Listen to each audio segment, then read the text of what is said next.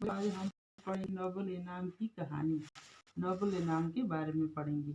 Nobel prize के बारे में आपने सुना होगा। आइए इस इनाम के बारे में आपको कुछ बातें बताएं। इस इनाम की के जारी करने वाले डॉक्टर अल्फ्रेड नोबेल थे।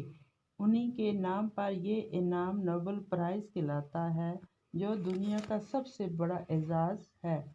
नोबेल प्राइज हर साल अमन, अदब, फिजिक्स, केमिस्ट्री, अद्वियात और इक़्तिसादियात में नुमाया कारनामों पर दिए जाते हैं। जो लोग अदब में कोई बहुत अहम किताब लिखते हैं, साइंस या इक़्तिसादियात के मैदान में कोई नुमाया काम करते हैं, या दुनिया में अमन व ईमान कायम करने के सिलसिले में कोई बड़ी खिदमत अंजाम देते हैं, वो नोबेल इनाम के मुस्तहिक़ करार पाए जाते हैं।